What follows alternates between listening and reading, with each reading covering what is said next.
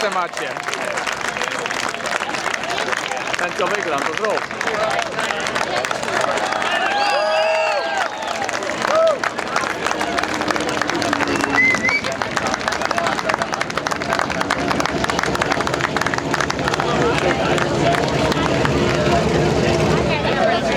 As you speak of that, and Pippa, that was my question to you. Winning out of the box like this with a team like Andretti, all of a sudden you hope to be in this position, but now the reality is Zach Beach could very well be considered a contender, a legitimate contender for the championship. Yeah, I think so too. To back up Sage's point, Zach Beach coming out winning the first race this year, that sets him up with so much confidence for the rest of this year going forward. And Zach's going around the paddock. He's a pretty nice guy. Most people get on with Zach. He hasn't won a race yet in this series. So to set that straight, first race of the second season, he is now going to be one of our championship contenders. Well, Sage, we don't want to offend you by referring to you as though you're a grizzled old veteran because you're still a relatively young guy, but we'll get your thought and impressions on this race and what the rookies did or did not do and how the veterans handled that. We'll get back to our closing comments. Let's go back to pit road. Rob, you're down there.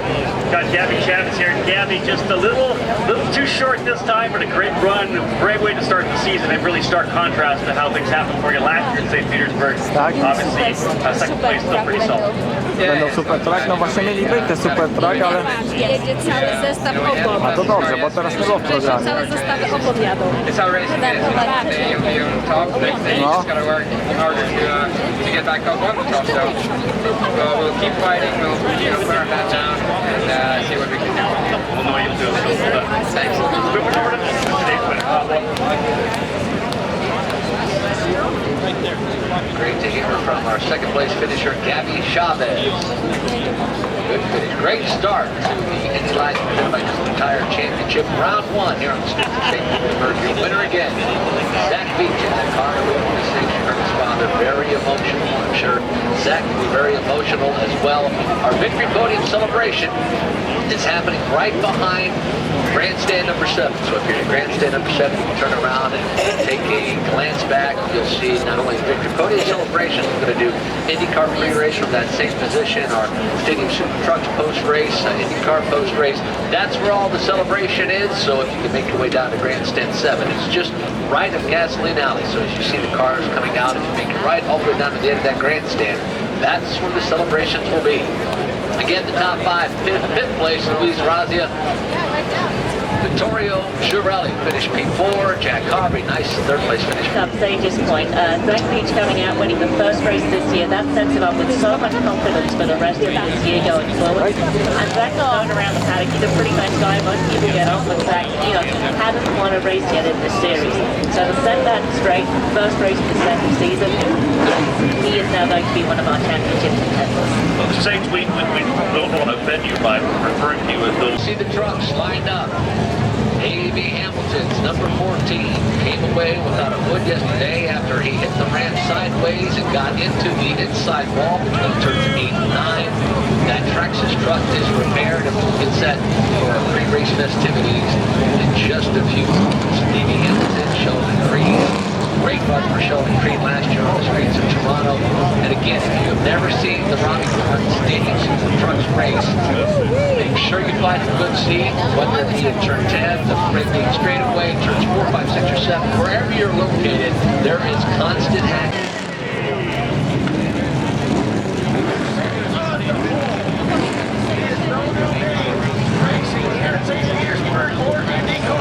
It's the number 14 Traxxas Toyota Monster truck of Mr. David Hamilton.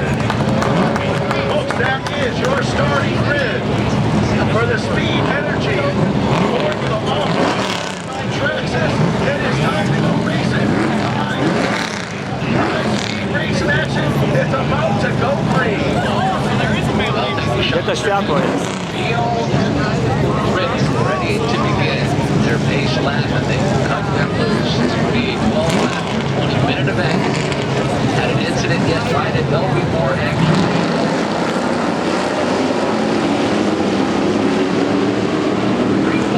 The race is underway. Davey Hamilton leads them in turn number 1. O, skaczą!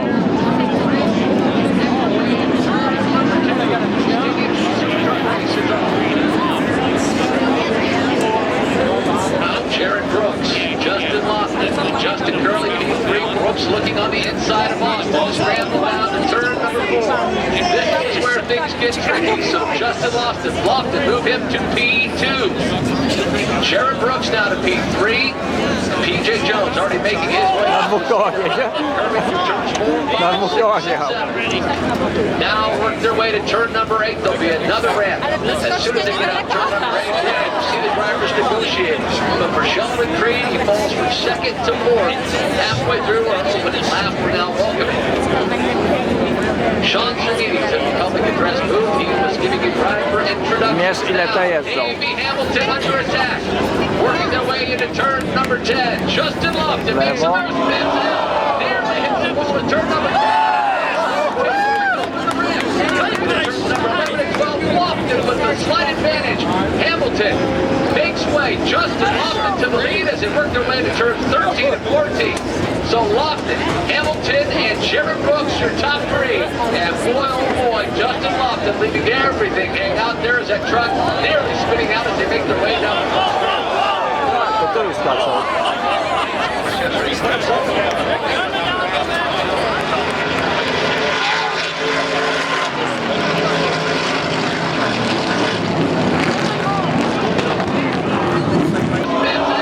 Nearly hits it with turn number 10. Robbie pushing the limits on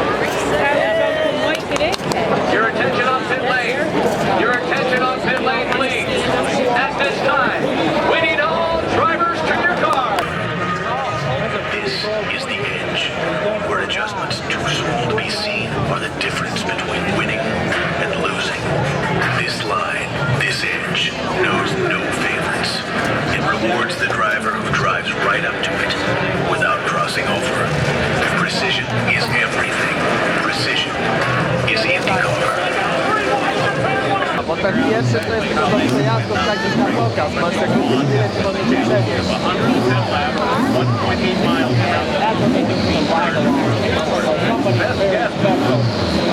Zemka, jak się kupisz dobry bilet, to on cię przewiezie, więc to jest pasażer.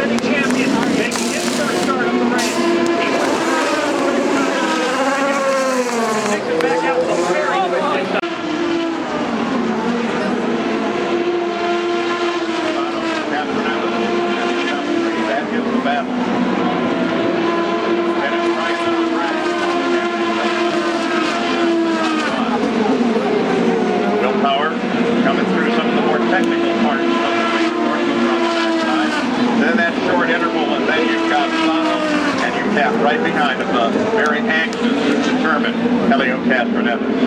Soto's tires definitely seem to be up to pressure now.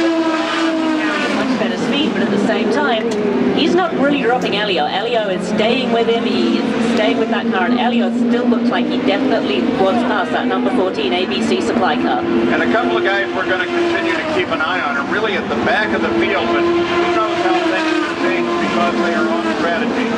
Aleutian, he is now in the back of the field, 38 seconds back from the leader, but he is also 25th, about 20 laps. He had worked on Montoya for about the last 5 or 6 laps. The team expects to bring him back down pit lane in about 10 laps, but Newgarden's pretty happy with that race start.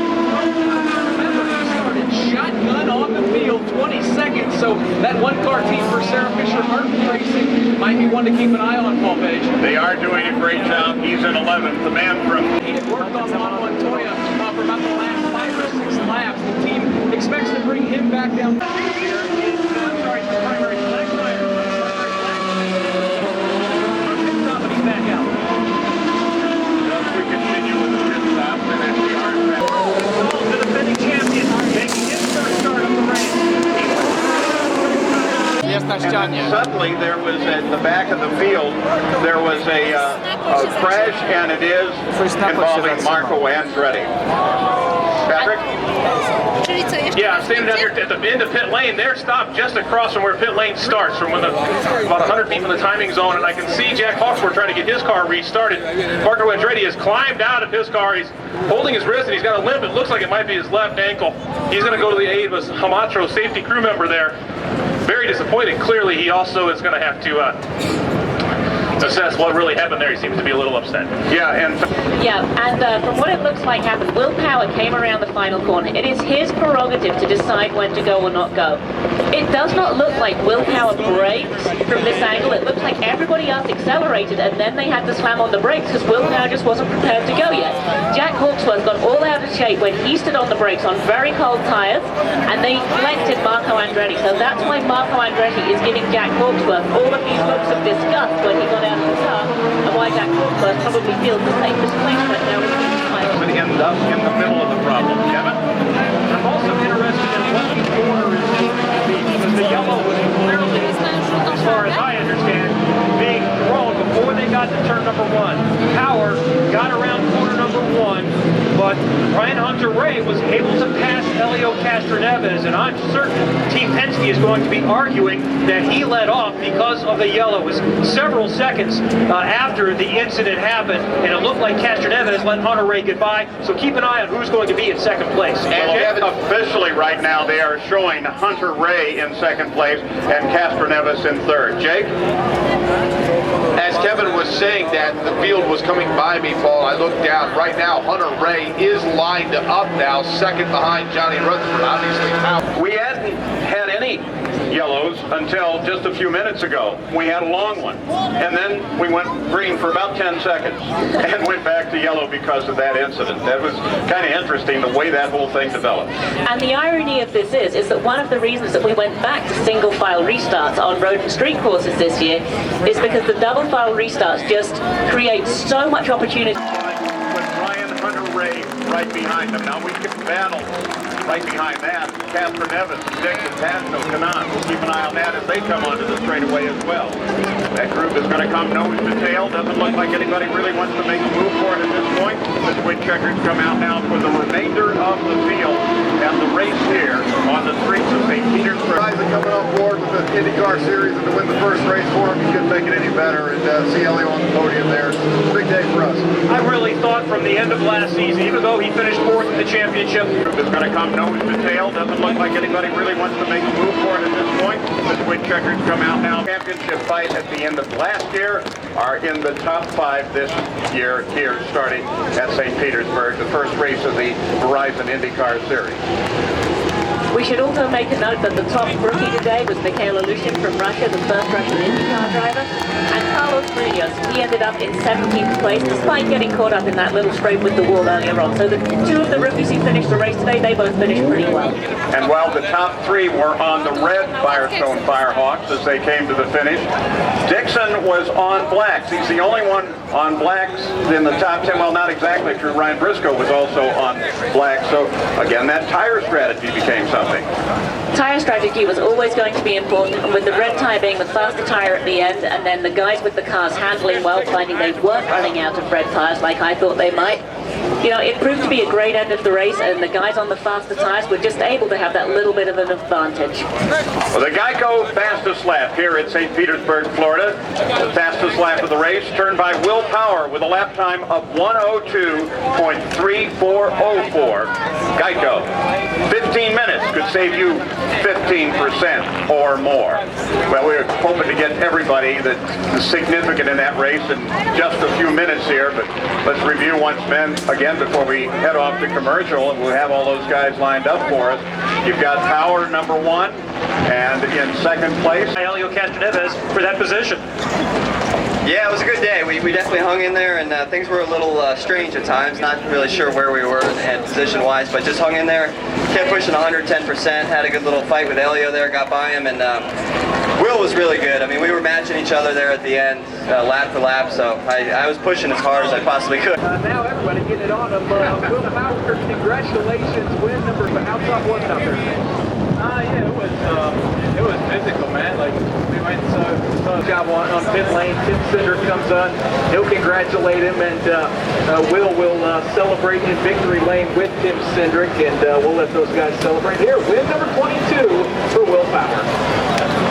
The Progressive Insurance leaderboard at the end of the race now. Will Power, of course, the winner, followed by Ryan Hunter-Reay, then Helio Castroneves. Scott Nixon comes in 4th. Simon Pagenaud is 5th. Tony Kanaan is 6th.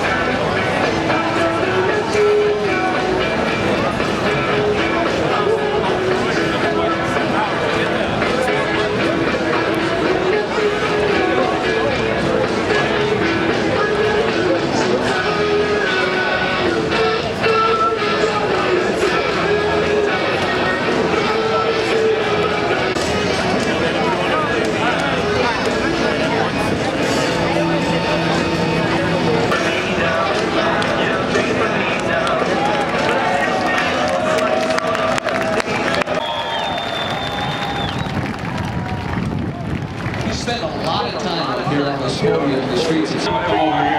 Thank you, guys. It is unbelievable. And you can ask any driver, not only myself, but any driver, every time.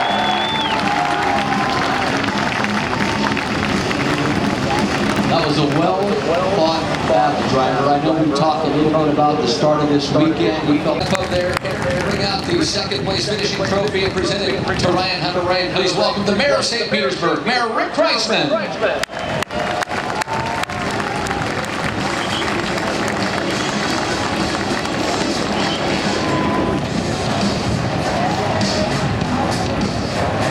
Thank you, Mayor. How about a race fans? Our second place finisher, Ryan Hunter-Reay.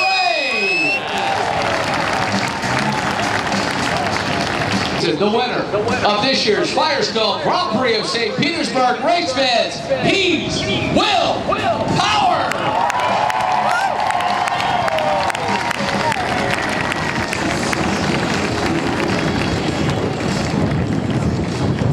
Win here on the streets of St. Petersburg, and here to represent the championship trophy. Please welcome Lisa Fox, Director of Bridgestone American Motorsports, for that victory trophy for our winner today, Will Power. Lisa?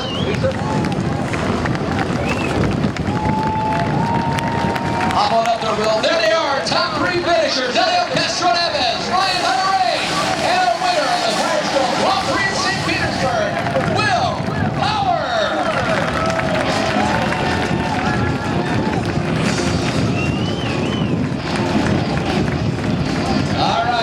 Before we start the head, chance, we'd like to bring up to the stage. We'll step down again for...